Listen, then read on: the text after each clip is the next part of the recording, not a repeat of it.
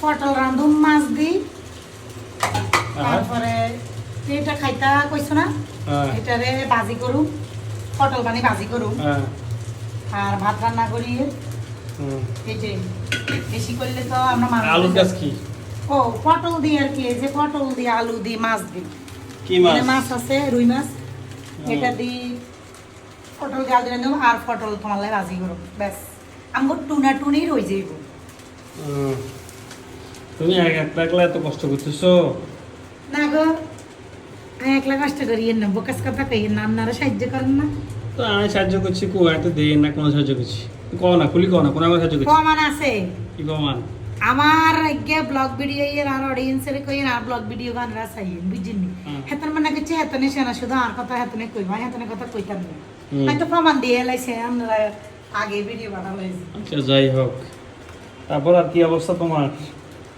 current চুলার মধ্যে sign রাঁধি রাঁধি রে কত সুন্দর করে রাঁধা হয় মানে কয় আর কি যে কেন কারেন্ট চুলা দাগাই শুনতাম কো হওয়াদ নেই কিন্তু কাইলে যা হাতাইয়ান রাইছি তুমি কি কেলাই যাবে এটা কও মানে পাতা কালকে শাকটা শের হইছে শের তো ছিল না ঠিক না সকাল ছিল না আমরা রাতে গিয়ে ফেলছি সবকিছু আসল কথা হলো যে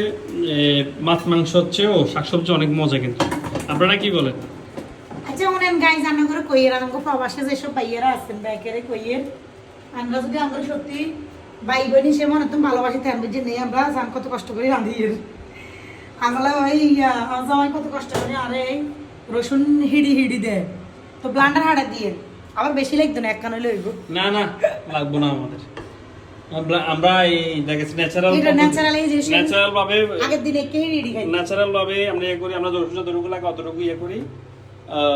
চেয়েছি এর চেয়ে বেশি কিছু তো লাগবে না আমাদের ন্যাচারাল খাওয়াটা অনেক বেটার মজা করছি দোয়া করি আলহামদুলিল্লাহ দেখতে আছি আলহামদুলিল্লাহ আছি এই যে অন দেখছেন নি হাইলেগা বইয়েবার লগে একদম শুকাই যায়